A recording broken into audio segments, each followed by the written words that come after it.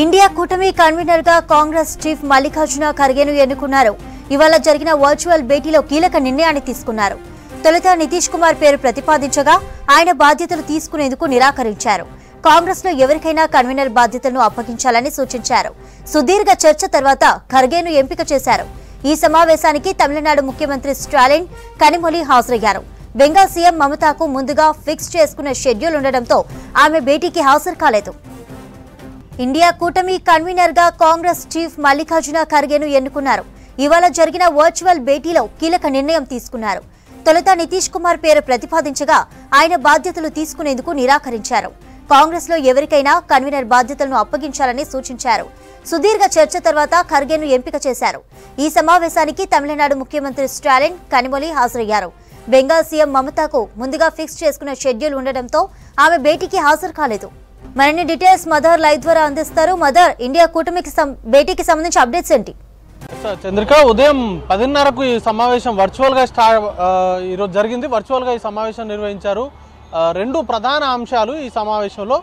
ఒకటి, ఇండియా కూటమికి సంబంధించి కన్వీనర్ ఎంపిక. ఇప్పటివరకు కూడా కన్వీనర్ ఎంపికకు సంబంధించి రకరకాలుగా చర్చలు నడిచాయి. గతంలో ఢిల్లీలో జరిగినటువంటి సమావేశంలోనే ఇటు మమతా బెనర్జీ కావచ్చు, అరవింద్ కేజ్రీవాల్ ఇద్దరు కూడా ఏఐసిసి అధ్యక్షుడు మల్లికార్జున ఖర్గే కన్వీనర్గా ఉంటే బాగుంటుంది అంటూ ఆయన పేరును ప్రతిపాదించడము, వారు బలపరచడము ఇదంతా జరిగింది. కానీ అప్పుడు కన్వీనర్ పోస్టు తీసుకోలేదు.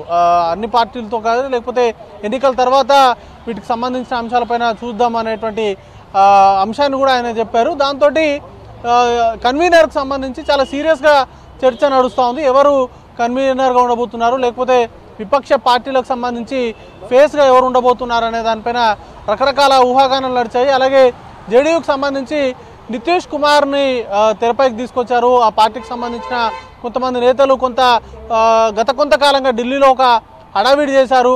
ఇంతకాలం రాష్ట్రానికి నాయకత్వం వహించిన నితీష్ కుమార్ దేశానికి కూడా నాయకత్వం వహించాలి అన్న దాంతో కొంత హడావిడి కూడా చేశారు. కానీ ఈరోజు కన్వీనర్కు సంబంధించిన చర్చ వచ్చినటువంటి సందర్భంలో కన్వీనర్గా ఉండాలంటూ నితీష్ కుమార్కు సూచించగా ఆయన అన్ని పార్టీల అంగీకారం తెలిపిన తర్వాత మాత్రమే తాను ఆ రోల్ని పోషించేందుకు తనకు ఇబ్బంది లేదు. కానీ ఇంకా మిగతా పార్టీల కన్సెన్సస్ కూడా తీసుకోవాలి, లేకపోతే కాంగ్రెస్ పార్టీలో మరి ఎవరైనా నేతకు కన్వీనర్ పదవి ఇచ్చినా కూడా తనకు ఎలాంటి అభ్యంతరం లేదన్నట్టుగా ఆయన సమావేశంలో చెప్పినట్టుగా తెలుస్తూ ఉంది. అయితే ఈ నేపథ్యంలోనే రెండు ప్రతిపాదనలు. ఒకటి, ఇండియా కూటమికి సంబంధించి చైర్పర్సన్గా మల్లికార్జున ఖర్గే, ఏఐసిసి అధ్యక్షుడు మల్లికార్జున ఖర్గే, అలాగే కన్వీనర్గా నితీష్ కుమార్ని ఎంపిక చేసినట్టుగా ప్రచారం జరుగుతూ ఉంది. దీనికి సంబంధించి కూడా ఇంకా అన్ని పార్టీలు రాలేదు. ఈరోజు కేవలం జరిగినటువంటి ఈ వర్చువల్ సమావేశంలో 14 పార్టీలకు సంబంధించిన నేతలు మాత్రమే పాల్గొన్నారు. మిగతా పార్టీలకు సంబంధించిన నేతలు పాల్గొనలేదు. ముఖ్యంగా ఇద్దరు టీఎంసీకి సంబంధించి మమతా బెనర్జీ, అలాగే అఖిలేష్ యాదవ్, సమాజ్వాదీ పార్టీ నుంచి అఖిలేష్ యాదవ్, ఈ ఇద్దరు కూడా ఈ సమావేశంలో పాల్గొనలేదు. ముందుగా ఫిక్స్ అయినటువంటి కార్యక్రమాలు ఉండడంతో ఇద్దరు ఈ కార్యక్రమంలో భాగం కాలేదు. వారిని సంప్రదించిన తర్వాత వారితో మరొకసారి ఓవరాల్గా మిగతా అన్ని పార్టీలకు సంబంధించిన నేతలతోటి మరొకసారి భేటీ అయిన తర్వాత వారందరి అభిప్రాయాలు ఏకాభిప్రాయం సాధించిన తర్వాత మాత్రమే ఈ కన్వీనర్ కావచ్చు, లేకపోతే చైర్పర్సన్కి సంబంధించిన ఎంపిక చేయాలి అనేటువంటి ప్రతిపాదన వచ్చినట్టుగా తెలుస్తూ ఉంది. దీనికి సంబంధించి ఇంకా అఫీషియల్ నోట్ అయితే రావాల్సి ఉంది. ప్రస్తుతానికైతే మల్లికార్జున ఖర్గేని చైర్పర్సనా లేకపోతే కన్వీనర్ హోదాలో ఉంచాలి, వాటితోటి ఎన్నికలో ఫేస్ చేయాలి అనేటువంటి దిశగా ఆలోచనలు అయితే జరుగుతూ ఉన్నాయి.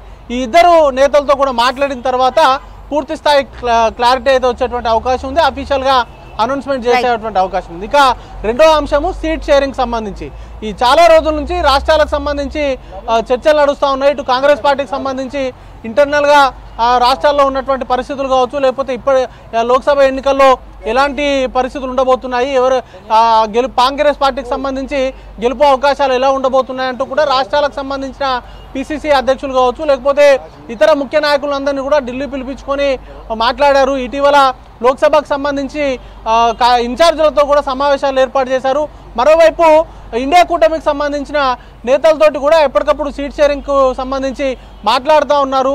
చాలా రాష్ట్రాలు, ముఖ్యంగా ఢిల్లీ కావచ్చు, లేకపోతే యూపీ, వెస్ట్ బెంగాల్, బీహార్ వంటి రాష్ట్రాల్లో అక్కడ ప్రాంతీయ పార్టీలు చాలా బలంగా ఉన్నాయి.